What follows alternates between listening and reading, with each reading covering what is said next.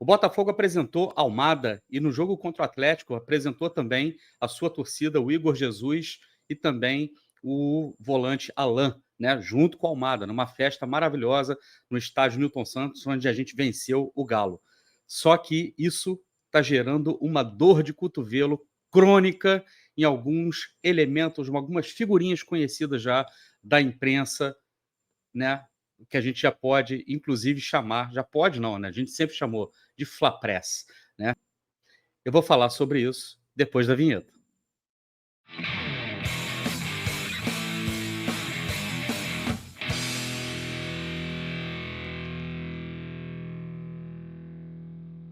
Olá, eu sou Társilo Delfim, o Caboclo. Estou trazendo mais um conteúdo aqui para vocês no canal do Caboclo. Para você que já conhece o canal do Caboclo, que já está inscrito aqui, que já sabe tudo que tem que fazer, né? Provavelmente você já deixou seu like. Mas para você que aí está chegando hoje aqui no canal do Caboclo, eu peço para você o seguinte: deixe seu like, se inscreva no canal e acione o sininho para receber notificações de conteúdos novos. Seja membro Helenos e Helenas do canal do Caboclo. Por menos de R$ 5, você se torna membro, apoia o canal, recebe conteúdos como esse aqui em primeira mão e também tem a preferência todas as vezes que a gente for bater um papo lá nos comentários. Eu sempre vou priorizar o pessoal que já é membro do canal. Se você também quiser apoiar o canal, você pode mandar um pix para minha chave, canaldocaboclo@gmail.com, e você pode colocar lá seus comentários, suas dúvidas, críticas, perguntas, tudo o que você quiser, coloca lá, que eu faço questão de ler aqui. Eu quero, inclusive, mandar um grande abraço aqui para o Rogério Abraim Raiol dos Santos, que me mandou um pix, mas não deixou uma mensagem. E você também pode contribuir mandando um super valeu, né? Que quando você assiste o vídeo, você pode colocar lá a sua contribuiçãozinha, mandando um super valeu. Eu quero agradecer aqui dois que mandaram super valeu para mim. O Capoeira Amendoim, que colocou a seguinte mensagem lá no super valeu: sugiro que seja feito um documentário chamado O Sistema, ou algo parecido, sem clubismo, de preferência num canal novo e com aqueles efeitos emocionais impactantes de Hollywood. Muitos jornalistas perguntam que sistema é esse, pelo que tenho visto, você é o mais indicado para produzi-lo e responder essa questão. Sei que é custoso, mas com seu apoio certo, tenho certeza que será um sucesso, porque muitos torcedores de outros clubes que se sentem como nós, botafoguenses. Cara, eu tenho que te agradecer muito, eu te agradeci, inclusive, lá no próprio comentário, você continuou lá colocando a sua opinião, mas, assim, por enquanto, o meu canal é muito modesto, é pequenininho, quero agradecer cada um dos inscritos que chegaram aqui no canal do Caboclo. A gente passou de 7.000 inscritos em 3 meses de canal, e eu estou aqui, sou eu comigo mesmo e trabalhando aqui com afinco, com amor, com bastante dedicação, por isso que a gente sempre pede uma contribuiçãozinha, né? Se você reconhece que há valor nesse canal, mas fazer uma grande produção para mim ainda está bem difícil. Por enquanto, eu vou tentar focar na qualidade da informação que eu tenho para trazer para vocês aqui, e quem sabe, para frente, num projeto talvez mais ambicioso, a gente não consiga fazer justamente isso que você está sugerindo. Valeu a Capoeira Amendoim. E o Loures Mário Simonassi também mandou um super valeu, né? E eu quero agradecer demais a ele, muito obrigado aí pelo apoio, tá vendo? Todo mundo pode apoiar o canal do Caboclo, se vocês gostam do canal do Caboclo. O Botafogo apresentou o Almada, né, nessa terça-feira, dia 9/7, dia que eu estou gravando esse conteúdo, inclusive. E no domingo, no jogo da vitória espetacular do Botafogo contra o Atlético Mineiro por 3-0, antes do jogo, o Botafogo também apresentou o Alain, apresentou o Igor Jesus, o Almada estava lá junto, numa festa muito bacana. Obviamente que isso gerou reações, digamos assim, pelo menos invejosas por parte de alguns recalcados, né, que a gente já conhece, que são figurinhas carimbadas, e que eu não vou dar o gostinho de citar nome aqui. Pode chamar de covardia, pode chamar de medo de processo, não é não. Eu sei que você quer que eu cite o seu nome. Eu não vou citar seu nome. Todo mundo sabe quem é você. Todo mundo sabe todas as referências que eu vou fazer, mas eu não vou citar seu nome. Não vou, não tem jeito, não vou citar seu nome. Eu repito isso com gostinho, né? Gosto muito de fazer dessa forma. Bom, gerou grita, né? Obviamente que gerou grita. E aí é papo de fair play para lá, tem que ter fair play. E aí os desavisados lá na ESPN também tem que ter fair play. E o pessoal pedindo fair play. E tá todo mundo pedindo uma coisa. E o que mais falta nesse debate, mais uma vez, para a infelicidade do jornalismo, é a verdade, é a honestidade, é o apuro, né? Você apurar, a apuração, você procurar pelo menos saber do que você está falando, para não sair jogando para a galera de forma desonesta, populista, barata e babaca, né? Cá entre nós. Então eu resolvi dar um pouco de atenção para esse conteúdo. Antes de gravar esse vídeo, eu estava prestando atenção na apresentação do Almada na Botafogo TV, e, obviamente, né, que a Globo mandou o seu setorista, né, o setorista do GE, lá para cobrir. E também a gente sente falta das ausências, né? Impressionante, por exemplo, o UOL não mandou nenhum representante, e a ESPN, que tem o Cícero Mello no Rio de Janeiro, não mandou, né, o seu representante também lá para a apresentação do Almada. Você imaginou se é o Almada sendo apresentado no Flamengo, o que não seria?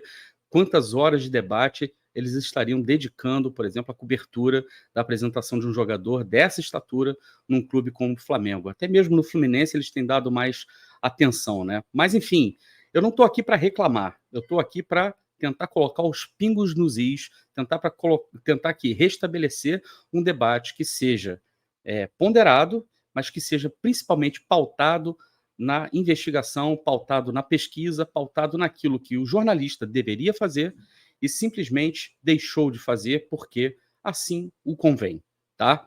Então vamos lá. Primeira coisa, já vou colocar aqui na tela, a gente vai falar de fair play. Afinal de contas, o que é fair play? A maioria das pessoas sabe o que é o fair play, né? E ele parte de uma premissa muito básica, que é impedir que os clubes gastem mais do que arrecadam. Isso aí todo mundo sabe, né? Isso aí, assim, e talvez seja a primeira página do fair play. Mas é necessário que a gente vá além da primeira página do fair play, porque senão fica somente uma coisa resumida, uma coisa simplista, e fica parecendo que uns gastam o que têm, né? E outros gastam o que não têm. E na verdade não é bem assim. O fair play não é só isso. Ele é isso também, mas ele não é só isso. E aí é que eu falo, não pode ter preguiça, né, para fazer jornalismo.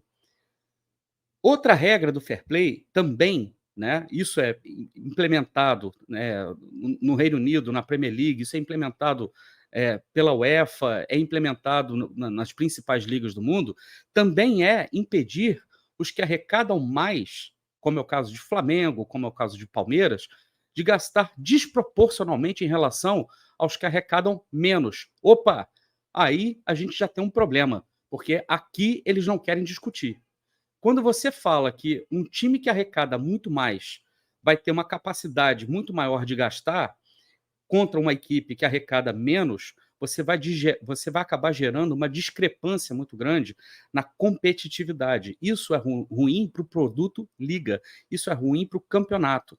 Foi por isso que a NFL, foi por isso que a NBA estipularam, por exemplo, tetos de gastos para os clubes, como tetos salariais, para que os clubes para que as franquias, né, digamos assim, porque eles falam franquias, não falam clubes, para que as franquias, na verdade, não gerassem uma desproporcionalidade na competitividade e a liga perdesse atratividade, porque ninguém quer ficar vendo uma liga ou um campeonato onde somente um time ou uma franquia sempre vence. Tanto é que os maiores sucessos, os maiores cases de sucesso de ligas esportivas no mundo são justamente a NFL, a NBA e a Premier League na Inglaterra, né? E você também tem a Liga dos Campeões e a UEFA, inclusive preocupada com o sucesso da Premier League, instituiu regras mais rígidas, eu vou falar sobre isso daqui a pouquinho, vocês vão ver como é que vai funcionar, para que justamente o produto do futebol europeu como um todo não ficasse também muito desproporcional,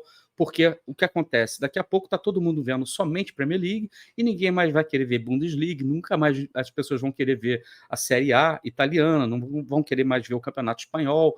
Então, até mesmo na competição entre as próprias ligas, eles buscam mecanismos para fazer com que exista menos discrepância, desproporcionalidade que gere uma diferença, um abismo competitivo entre as equipes, né? Pois é, aqui, essa parte, esse capítulo do fair play, eles preferiram ignorar, eles preferiram omitir do grande público. Isso não é levado para as mesas de debate, isso não é colocado nas mesas de debate, pelo contrário, é colocado num viés contrário a essa regra, de que quem tem mais é que gastar mais mesmo para ser cada vez melhor e cada vez mais inalcançável. É isso que eles pregam aqui no Brasil, tá? E aí é extremamente importante a gente se ater num termo, né? Porque eu falei aqui de fair play, eu vou voltar aqui no termo fair play, que a gente traduz aqui, né, de forma livre, como jogo limpo. Mas o fair é que é a palavra mais importante.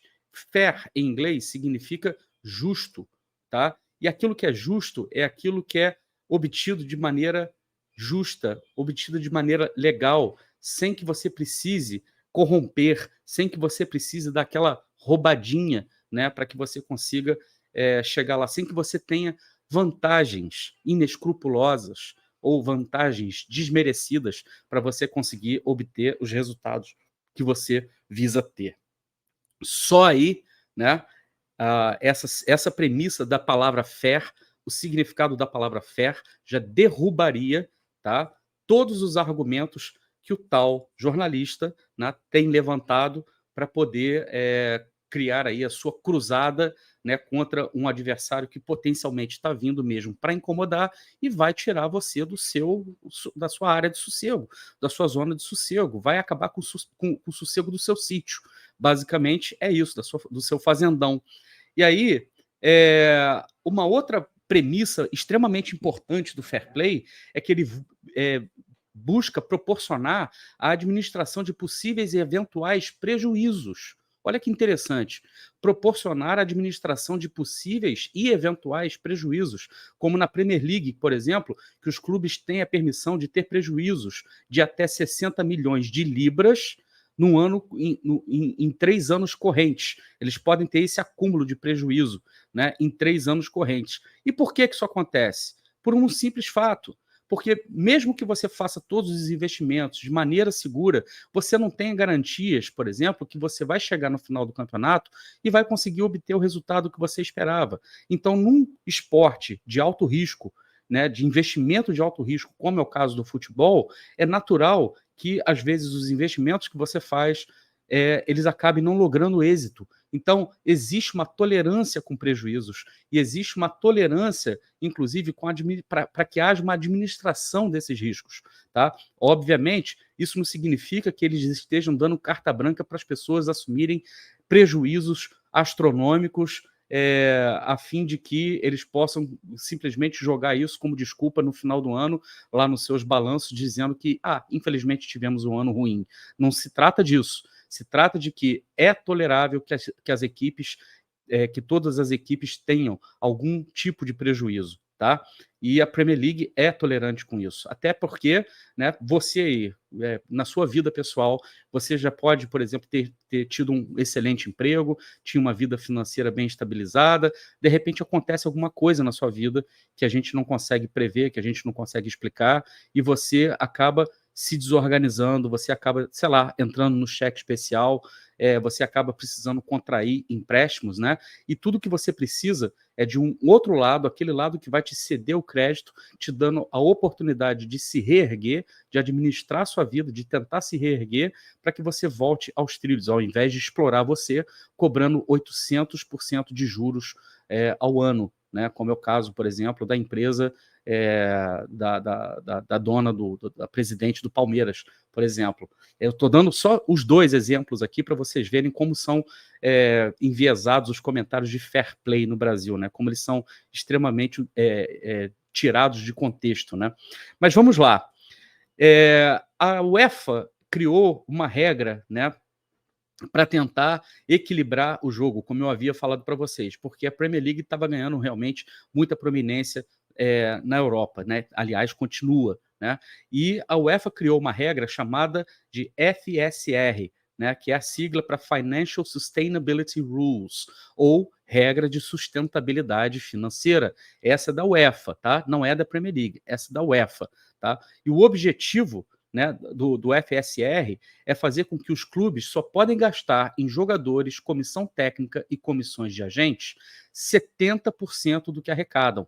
Esse aqui é o teto, tá? Isso é da UEFA, 70% do que arrecadam. Só nessa canetada aqui, a UEFA já colocou sob suspeito Manchester City, já colocou sob suspeito Manchester United, colocou sob suspeita o Arsenal, vários clubes. Na Inglaterra, se eu não me engano, só salvava o Liverpool, dos Big Six, né, que estava dentro das regras aqui. Pegou o Chelsea também, só que o Chelsea, né, tem as suas artimanhas, e é justamente isso que eu vou mostrar, porque eu quero mostrar para vocês que regras existem, boas regras existem, mas também sempre vão existir as manobras contábeis. E aqui eu estou falando manobras contábeis não no sentido pejorativo. Eu estou falando que existem maneiras de você fazer investimentos, existem maneiras de você, inclusive, contrair dívidas sem que elas comprometam a saúde financeira da sua empresa, né? E aí eu vou chegar justamente nela. O FSR ele tinha como foco principal a regra financeira de elenco. Por quê? Porque era justamente nesse ponto aqui que os clubes mais gastavam. E aí, o Chelsea Trick foi criado, né? Que eles chamam de Chelsea Trick, ou truque do Chelsea, né? Que se baseia principalmente na amortização. O que é uma amortização? Você aí provavelmente já comprou alguma coisa nas Casas Bahia.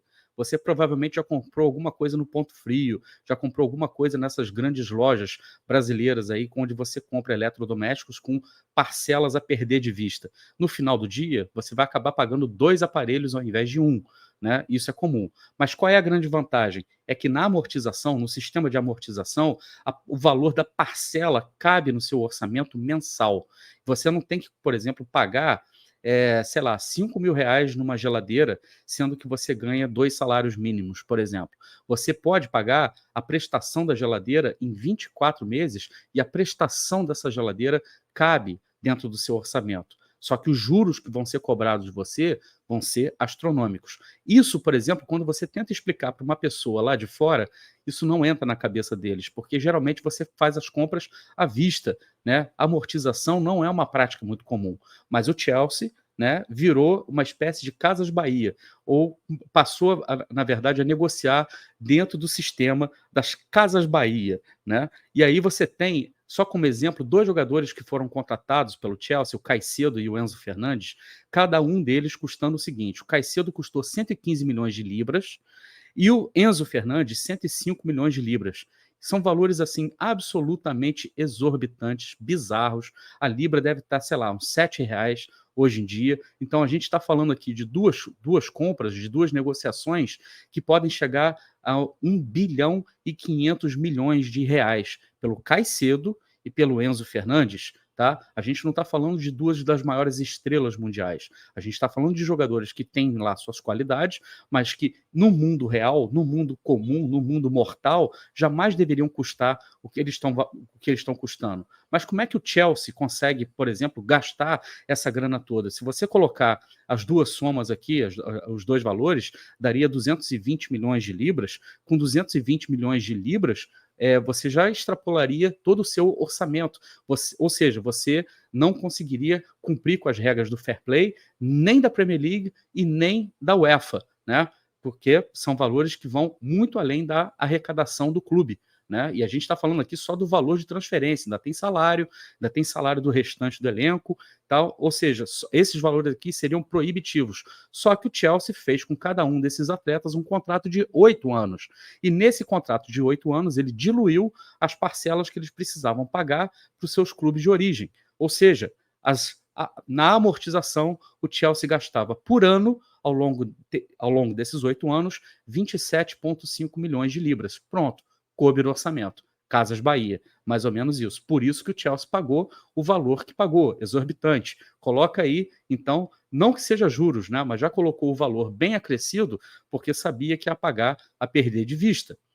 E aí, o que é mais interessante, é o caso, por exemplo, do Kai Havertz, que eles contrataram junto ao Borussia, o Bayer Leverkusen, da Alemanha. O Chelsea pagou 75 milhões, pagou, né? Pagou entre aspas, 75 milhões de libras, né, para contratar o Kai Havertz junto ao Bayer Leverkusen, num contrato de 5 anos, tá? Porém, o Kai só jogou no Chelsea por 3 anos. Então, eles pagaram as 3 primeiras parcelas, né, que foram 45 milhões de libras, né? E aí eles negociaram o Kai com o Arsenal, como vocês estão vendo ali na frente. A negociação do Arsenal com o Arsenal saiu por 62 milhões de libras, ou seja, eles pagaram, na verdade, 45 milhões dos 75 que eles tinham para pagar e negociaram por 62 milhões. Obviamente, o Arsenal teve que arcar com o restante, né, do valor que tinha que ser pago para o Bayer Leverkusen, provavelmente, e o Chelsea ainda ficou com 17 milhões de lucro nessa transação. Ou seja, foi um bom negócio? Negoção. Né? O Chelsea, além de gastar muito além do seu orçamento, né? Isso é, a gente precisa colocar isso aqui como uma manobra realmente contábil, gastou muito acima do seu orçamento e ainda conseguiu sair com lucro numa operação como essa do CAI. Né? E por que isso acontece? Porque existia a regra de 8 anos. E aí a UEFA estipulou uma nova regra que os contratos deveriam ser celebrados em no máximo 5 anos. 5 anos de contrato, gravem bem esse número, porque é extremamente importante. Porque isso limita, na verdade, a manobra da amortização. Se você vai fazer uma transação como essas, né, que o Chelsea fez, vai ter que fazer caber em 5 anos. Isso joga o valor das parcelas mais lá para cima e torna cada vez mais difícil, né, que os clubes consigam contratar uma quantidade maior de jogadores com um preço muito acima do valor que eles realmente valem no mercado, porém conseguindo pagar em parcelas mais módicas, né, digamos assim. Então, isso é a UEFA respondendo ao fair play da Premier League com mais fair play. Né? Até aí está tudo certo. Né? E a gente vai ver o seguinte, uma coisa interessante. Na UEFA e também na Premier League, eles têm a noção do fair play na questão dos gastos, tá? Como o clube vai gastar. Mas o mais importante é que o fair play ele pega duas pontas. E não somente, eles não olham somente para a ponta dos gastos, eles olham também para a ponta da arrecadação. Por quê? Porque a arrecadação ela é tão importante para você determinar a justiça no futebol quanto os gastos. O dinheiro que você está arrecadando, ele é justo? Ele é honesto?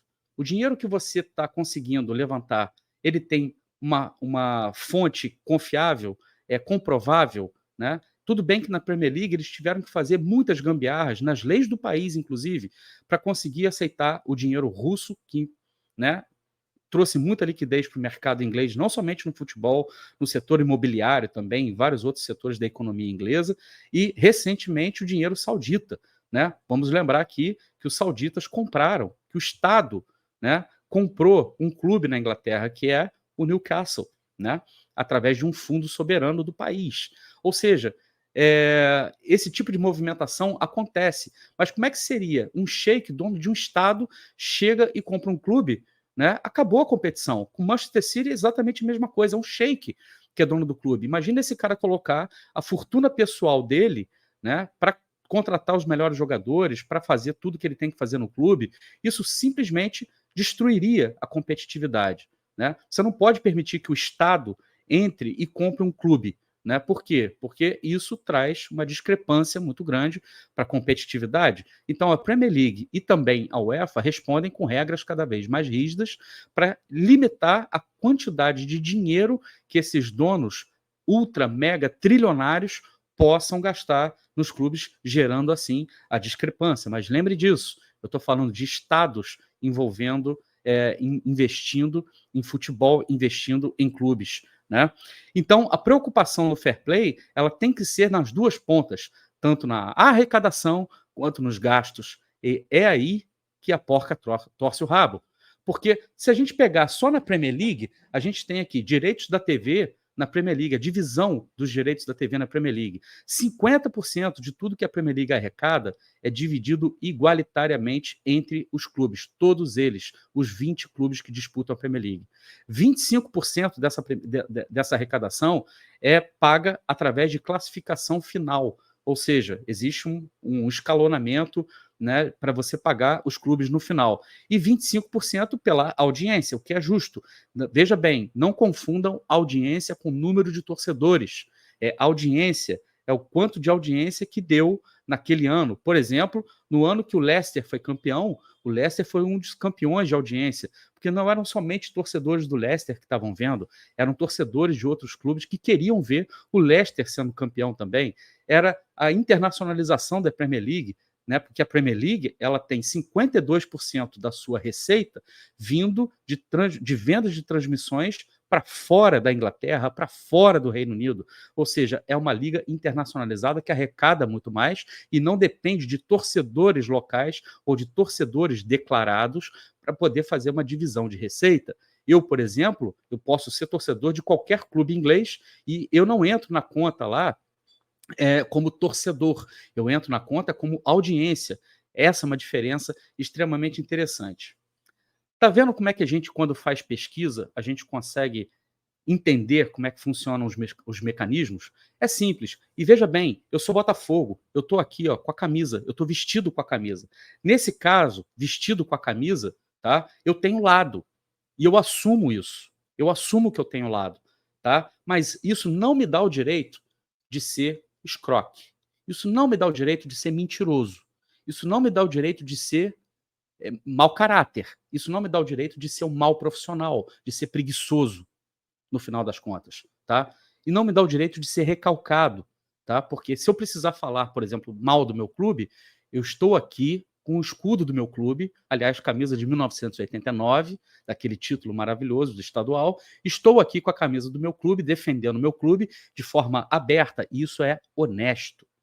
Honesto. Eu não estou aqui me escondendo atrás de um diploma de jornalista, e eu nem sou jornalista, mas isso não me impediu de fazer uma pesquisa mínima, que me levou, no máximo, 1 hora de trabalho para poder fazer, tá?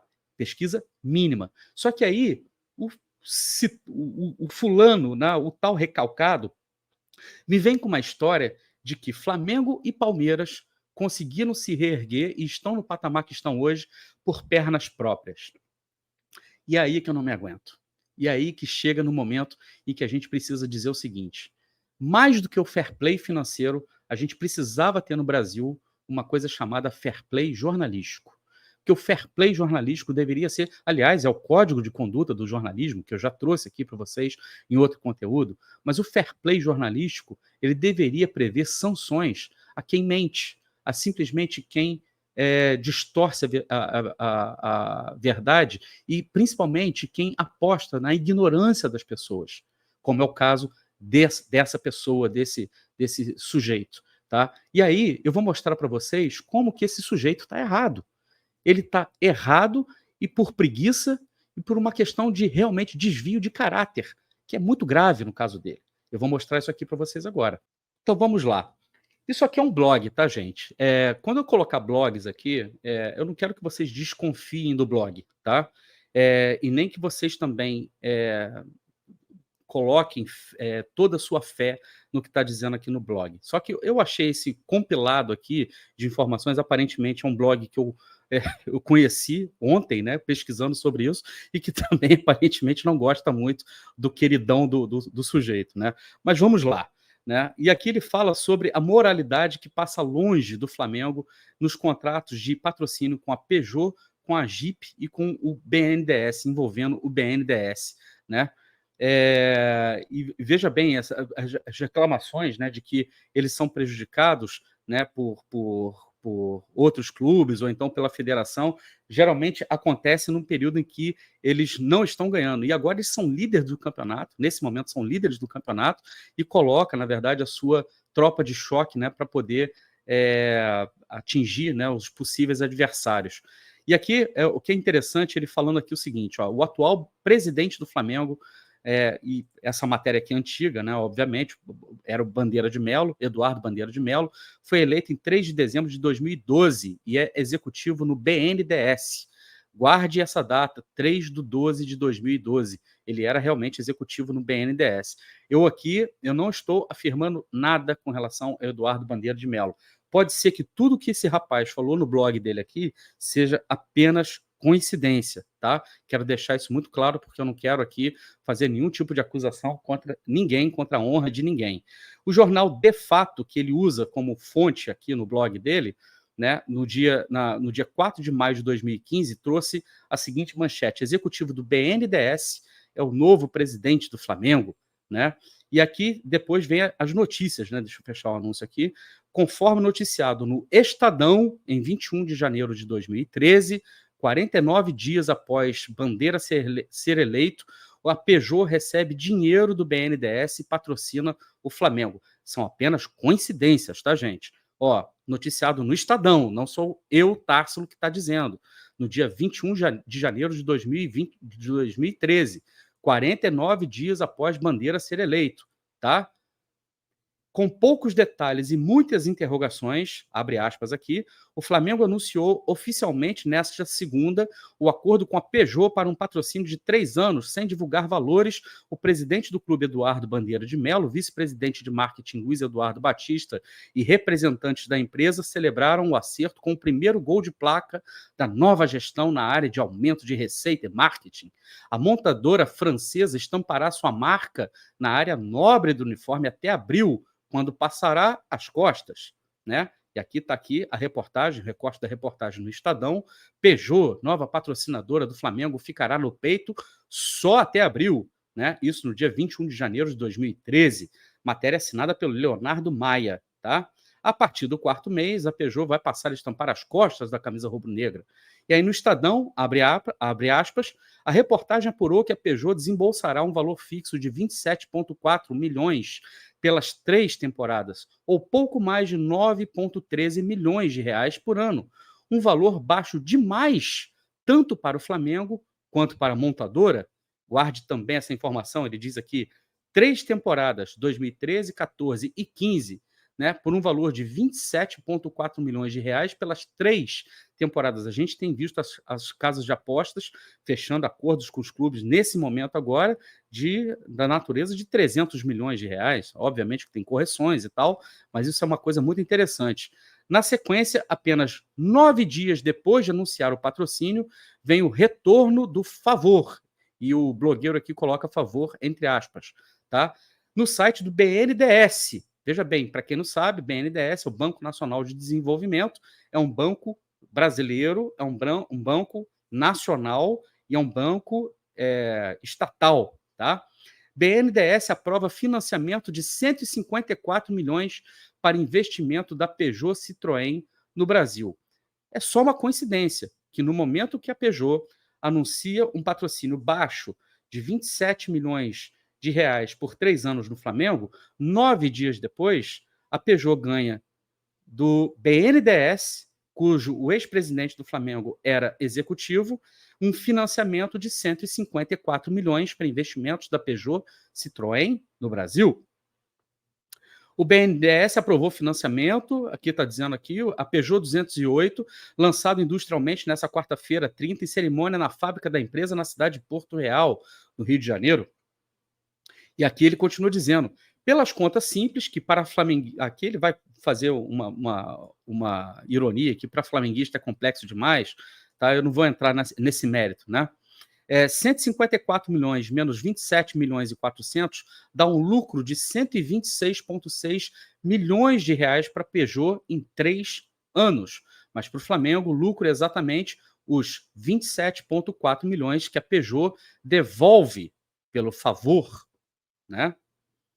Mas você viu que o contrato era de 3 temporadas, e não acaba aí. O contrato era de 3 temporadas, porém, em novembro de 2014, com o contrato previsto para 3 temporadas, a montadora francesa procurou o clube da Gávea para informar que não teria condições de cumprir o acordo inicial até o fim. Com dificuldades financeiras, a Peugeot decidiu alterar o vínculo de maneira amigável e ficar com uma cota menor. E aqui está a cota menor, ó. Peugeot alega dificuldades financeiras e reduz patrocínio ao Flamengo. Reportagem no UOL, né? Do dia 28/11/2014, tá? Publicada pelo Leonardo André e Pedro Ivo Almeida. E em dezembro do mesmo ano, o Bastidores Futebol Clube noticiava, entre outras, que a rescisão do contrato com a Peugeot, veja bem, abre aspas, a rescisão do contrato com a Peugeot envolverá o pagamento de metade do compromisso restante cerca de 5,5 milhões de reais e agrados para ambas as partes. O Flamengo deverá manter a marca no seu site oficial como apoio e também deixar por um determinado período a logo exposta na barra da camisa do time de basquete.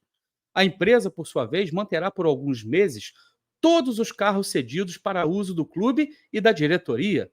A saída da Peugeot, que não estava prevista, renderá um aporte a mais pela multa rescisória. E aqui está no Bastidores Futebol Clube, ó, FC, na sexta-feira, 19/12. Aqui está o recorte da notícia. Tá?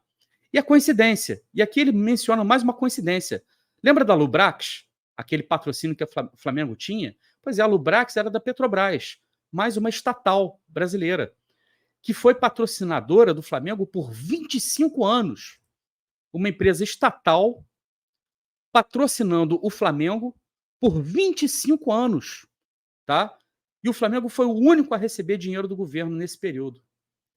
E por que não é mais patrocinadora? Porque foi obrigada a quebrar o contrato devido às dívidas do Flamengo com a União em abril de 2009. Ora, mas veja bem, um clube tão endividado dessa maneira, com patrocínio estatal, ainda se deu o luxo de contratar naquela época, não sei se vocês vão se lembrar, Romário, Edmundo, esbravejavam pelos 4 cantos do mundo, que tinham o melhor ataque do mundo. Fair play financeiro? Será que já existia a ideia de fair play financeiro naquela época, em 95? Não sei, mas em 2009, sim. E aí, aqui a notícia do Estadão, o recorte do Estadão, mostrando justamente isso. No dia 2 de abril de 2009, Flamengo anuncia fim do patrocínio da Petrobras. Empresa estatal estampava sua marca na camisa rubro-negra desde 1984. O clube vai reduzir folha salarial. Mas é só coincidência, tá, gente? Porque aí, logo depois, a Jeep recebe dinheiro do BNDES e patrocina o Flamengo. Está aqui no site da ESPN, no dia 30/4 de 2015, assinado pelo Pedro Henrique Torre. Fla acerta patrocínio com Jeep e o uniforme pode valer quase 90 milhões de reais em 2015. Na ESPN, informa-se que, próximo de iniciar a disputa do Campeonato Brasileiro, o Flamengo acertou um reforço, mas fora de campo. Olha como é que as notícias são exaltadas. O patrocínio da montadora Jeep para as costas da camisa, abaixo de onde é localizado o nome de cada jogador. O contrato ainda depende de aprovação do Conselho Deliberativo, foi aprovado, obviamente, e o valor gira em torno de 4 milhões de reais até o fim dessa temporada. E aí o amigo aqui do blog menciona o seguinte: um valor novamente baixo, tanto para o Flamengo como uma montadora como a Jeep. Apenas 4 milhões de reais, embora o local seja o mesmo da Peugeot, as costas da camisa. A notícia em primeira mão foi dada na ESPN em 30 de abril de 2015, logo ao final do contrato com a Peugeot. Impressiona a rapidez com que se encontrou o substituto, se levarmos em conta a dificuldade que diversos clubes andam tendo em negociar valores com investidores e patrocínios. Naquela época, em 2015, o mercado estava extremamente recessivo. E aí, no Extra, aqui no dia 30/4 de 2015, todo mundo sabe a preferência do Extra pelo Flamengo, abre aspas, o Flamengo terá uma nova montadora de veículos como patrocinadora. A diretoria enviou ao Conselho Deliberativo nessa quinta-feira a proposta da Jeep para estampar a marca por cerca de 4,5 milhões. Tá? Tá lá. Eduardo Bandeira de Mello. A diferença de meio milhão entre as informações, porém não faz diferença. Mas assim como a Peugeot, e agora que vem a parte interessante, o BNDES garantiu o dinheiro à Jeep. Está aqui no site do BNDES. No dia 28/4 de 2015, com financiamento de 3,3 bilhões do BNDES, Dilma inaugura polo automotivo em Pernambuco. Tá? O montante é bem maior que os 154 milhões dados à montadora francesa. Para a Jeep, a soma foi de mais de 3 bilhões. O site do BNDES dá conta das informações. Estava aqui, ó. Mas o que importa mesmo, né, é que eles coloquem, né, o Flamengo sempre como um case de mercado. Sempre um clube que está à frente, né, do seu tempo. E aí, no site da Block Trends, para a gente não ficar somente no período Bandeira de Mello, No site da Block Trends aqui, que é um site de economia, de investimento, tá? Você tem aqui a seguinte manchete, né, de uma matéria do dia 8/11 de 2023, recente, assinada pelo Leonardo Rubinstein. Flamenguistas dão calote em BRB e patrocinador do clube tem prejuízos de 455 milhões de reais. Para quem não sabe, o BRB é o Banco de Brasília, o Banco do Distrito Federal, um banco estatal. Até o dia 30 de junho deste ano, o BRB acumulou perdas, ou seja, dinheiro do Estado, dinheiro público, de 455 milhões com a nação BRB Fla, enquanto a carteira ativa somava 433 milhões de reais. E aqui o seu presidente, Landim. A parceria entre o banco, aqui ele fala toda essa notícia, e fala também, né, que a notícia foi dada no Correio Brasiliense, tá? Mostra que as operações contabilizadas como prejuízo já ultrapassaram o valor da carteira de crédito atual, né? E aqui fala, relatórios indicam que o banco oferecer crédito, especialmente para flamenguistas, foi onde pode ter dado tudo errado. Desse modo, até o dia 30 de junho desse ano, o BRB acumulou perdas de 455 milhões com a nação BRB Fla. E aqui tem toda a notícia. O BRB tenta achar sócios. Diante desse cenário, o banco controlado pelo Distrito Federal busca urgentemente um sócio para dividir as perdas e estancar o vazamento de recursos. Para minimizar a percepção negativa desses resultados, a diretoria do BRB informou o Conselho Fiscal que os prejuízos representam apenas 1,6% da carteira total de crédito a pessoas físicas da instituição. No entanto, até o momento, a nação BRB Fla tem sido vantajosa apenas para os inadimplentes, que tomam dinheiro do banco e não efetuam um pagamento. Além dos flamenguistas, o Flamengo também se beneficia. Isso porque o time, além de não compartilhar nenhum prejuízo gerado pela nação BRB Fla, recebe periodicamente uma quantia significativa do BRB. Em julho deste ano, o clube recebeu 22 milhões de reais em patrocínios. O acordo anual entre o clube e o banco é de 32 milhões de reais, um valor considerável diante das operações deficitárias geradas pela plataforma. Tá aí, gente, no Block Trends. E para não falar que não falei das flores, aqui também, ó, no GE, na página do Flamengo, no GE, a gente tem a seguinte notícia do dia 27/7/2020. A notícia que eu dei para vocês do prejuízo é de 2023, mas em 2020 a notícia era a seguinte: Tribunal de Contas do DF decide investigar parceria entre BRB e Flamengo. 3 anos antes do escândalo desse prejuízo pornográfico do banco, somente do banco, porque o Flamengo continua recebendo os repasses, tá? 3 anos apenas depois, tá? O Tribunal de Contas do DF estava investigando já desde 2020 a parceria entre o BRB e o Flamengo. E aí eu quero mostrar para vocês, isso aqui, porque isso aqui já levantava suspeitas de que tinha coisa errada, né? Já levantava suspeitas que tinha boi na linha, né, digamos assim. E aqui eu quero mostrar para vocês, ó, o governador do Distrito Federal, Ibanez Rocha, em jogo do Flamengo, né, com a sua família, presidente do banco. É isso, gente. É assim que a gente brinca, né, de se levantar com as pernas próprias, de competência, de profissionalismo na gestão. E é simples, porque estava no GE, é só procurar. É simples, porque a informação está disponível na internet. Basta você ser um pouquinho menos preguiçoso, basta você ser honesto, basta você ser profissional, mas que para tudo isso você precisa fundamentalmente de uma coisa: você tem que ter caráter. Sem caráter, é isso que acontece. Vira populismo, vira propaganda, vira assessoria de imprensa disfarçada, né? Porque o cidadão não está com a camisa do clube, mas a gente sabe para quem ele está falando.